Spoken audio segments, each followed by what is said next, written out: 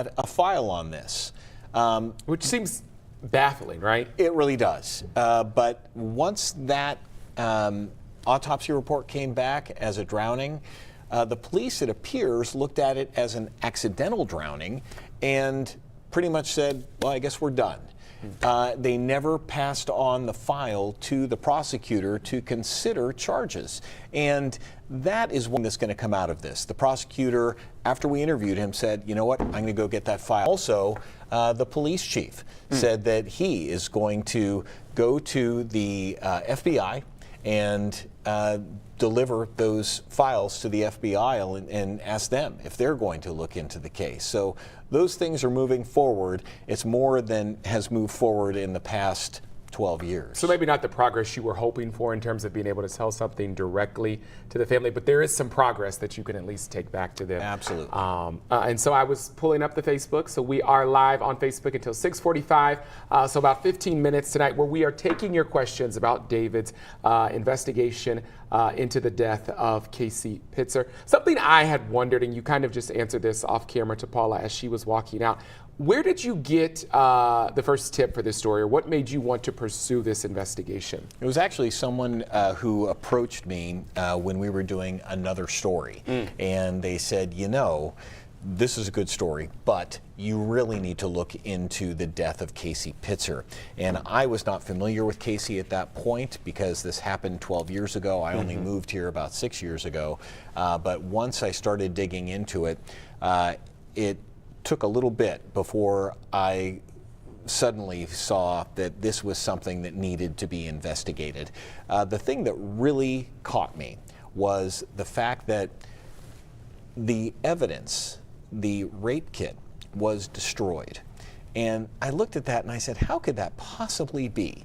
And then we started digging deeper and we found that no one ever took the swabs and sent them to CODIS so it could be uploaded nationally to see if there was anything there. And they never took any DNA from the two men who were presumably some of the last two people to see Casey. How does something like that happen? You know what I mean? Like, and that may be a loaded question. And while you're answering that question, I'm going to write in the comments, hey, if you have a question for David about this investigation, drop it here in the comments. But it just feels like there were a lot of missteps that should have been taken. You know, of course, it's always easy to Monday morning quarterback, right? Exactly. Right. And I am not a police officer, I'm not a detective, but I do investigate these kinds of things. Right. And I think anyone who watches a CSI, for instance, would say, gee, it seems like it would be an easy answer. You've got to take DNA from your two main suspects, right? But that wasn't done. There were a lot of things that the family, that friends of Casey and others and myself look at and say, why in the world did you not do that? Again, easy to Monday morning quarterback, right. But it does raise a lot of questions. A whole lot of questions, a whole lot of red flags. Let's take a step back now. We've been talking a lot about Casey Pitzer using her name, but not everyone may be familiar with who she was and may not be familiar with her story. Kind of paint the picture of who Casey was. Yeah, Casey, by all accounts, people just absolutely adored her. She was 32 years old. She was a single mother of two boys who I believe at the time were both under 10, just a couple of few years apart from one another. She adored them. She fawned all over them. They loved their mom. It was what really anyone who knows her would say is a great mom who is doing her best as a single mother, raising them. She worked for the state park system. We're told that all the people that worked with her and worked for her adored her. And yeah, she went out that night and she partied hard. But people said that she was acting out of character that night. And some others have said to me, so much so that is it possible that someone roofied her drink or something like that? And that could have caused her to perhaps get aggressive with her good friend, Tammy. It could have caused her to perhaps want to get out of a car going 50 miles per hour. But at this point, all we can say is this woman was definitely looking to cut loose that night, but acted out of character in the end. We do have a question from Miss Benita Bayless. So Benita, thank you for the question. And the question is, what about the video from the Walmart cameras? It didn't show the men going onto State Route 73. What happened to it? And by it, I believe she is talking about the video. Yeah, so that video, incidentally, is right now, we believe, in the hands of someone who is attempting to enhance it. And you're going to be able to, hopefully, very soon, get a much better idea. Right now, you're looking at Casey inside Uncle Louie's. She's dancing with her friends. But there's some other video that you're probably about to see that shows that Walmart parking lot. And that Walmart parking lot was really a fulcrum of activity that night. People were going there, they were meeting up, they were saying, have you seen Casey? I haven't seen Casey. Let's head off this direction, let's head off that direction. You are able to see to some extent which direction different cars went, and this is what that question is referring to. We could not, because of the quality or lack of quality of that video, conclusively say which direction which cars were going. But like I said, right now we understand that they are trying to enhance that video, they being the Wilmington Police Department. One more thing that has grown out of this investigation, they haven't said that they have reopened this investigation, but I think that they are now willing to look further into it, part of that being looking at this video. Because of your reporting. We do have another question from Kathy Scarberry, and she says, is there a cover-up involved with the departments? Well, that certainly is a contention that the family is bringing out, and others. There are 4,000 people who have signed a petition to reopen this case. Certainly we're not in a position to say that there's been a cover-up. That is a serious allegation. It's an allegation that would bring criminal charges if it were proven. But one has to wonder why certain things were done and not done the way they were. And I think that is why some people believe that there is a cover-up. A cover-up of something sinister, or perhaps a cover-up of just some poor police work. That's what people are wondering. We have another question now, and thank you to everyone who is bringing these questions in. People get a little nervous at first, but 5-10 minutes in, then the questions start coming. Brandy Priest says, maybe a silly question. No silly questions here, Brandy. But since it was ruled a drowning, was there water in her lungs, or how did they conclude that? I actually think that's a really good question. Yeah, it is a good question. So it was concluded that there was a drowning, and they're able to tell that because of the amount of water that was taken into the sinuses and things of that nature. There was frothing at the mouth. These are all things that come from a drowning.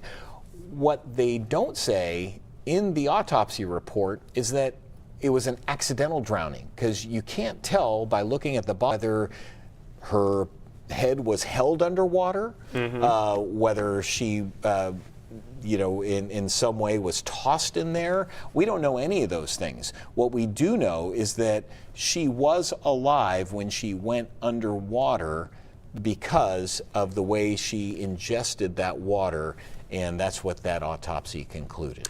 I'm curious, as we wait for our next question from our viewers, and we have about 5 minutes, so get those questions, bring them in now. David's been here a long time. You got here at 9 o'clock. I did not. So we want to be respectful of your time. What is kind of the scuttlebutt, or what is the discussion amongst people in the town? Like, what do they think about this case? Are they of the thought that maybe there was some faulty police work, that maybe this wasn't really on the up and up, or do they think, hey, this does seem to be a closed case here? Yeah, I think that it would be fair to say that everyone thinks something. Everyone in that town has an opinion, as you might imagine. I mean, there are only, I think, as I recall, 11,000 people who live in Wilmington. Right. And so everyone knows everyone. Right. Everyone probably had a connection in some capacity to in Casey. some way, shape, or form, right? Now, To say that, most people think this way or most people think that way, that would be hard to say. But I will say that the Wilmington Police Department has had its issues over the past several years.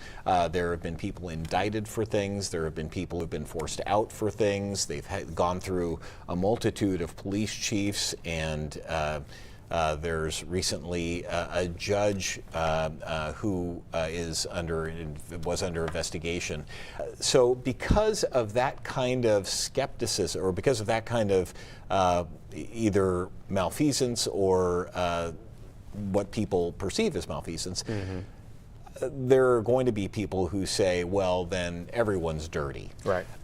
We're not saying that, but certainly there's skepticism that is brought on by that type of investigation. What was the most shocking thing that you uncovered, discovered, or maybe saw while you were pursuing this investigation? Yeah, I'd say certainly the evidence that was not taken, the evidence that was not looked into. A couple things that we did not discuss in our pieces just because we only had so much time. The clothes that Casey was wearing when she was brought to the funeral home, those clothes were thrown out. Wow. You would think, why wouldn't they save those clothes, right? Right. Well, the funeral home apparently reported that, well, we were told it was okay. They were really smelling bad, so we got rid of them. That seemed odd to me. There was the fact that, as I mentioned before, that rape kit was never sent in to the FBI. That seemed odd to me. These are the types of things that you would think immediately that one would do, but in, sitting here as a Monday morning quarterback, it's easy to say that, they didn't get done. I'm sure a lot of people around the tri-state are thinking, what's next? Are you going to tackle another investigation? They may have a case that's near to them that they want you to check out. So tell us what's coming up next if you're looking to do another one of these. And if someone does have a case that they want you to check out, what's the best way for them to get that information to you? And what things should they be looking for? Because not all stories are created equally, right? What should they be looking for? Yeah, certainly any kind of documentation is absolutely paramount. And I have to say that Casey's father and his friends, they were able to gather a tremendous amount of information. Which is so helpful with these stories. Through Freedom of Information Acts and otherwise. But documentation is key. Lining up a group of people who are willing to talk to us about this, because a lot of people will say, you should look into this, so I'm not going to talk to you. And that is not helpful. We really need to talk to people in order to get the full story. And then lastly, we can't go on conjecture. Right.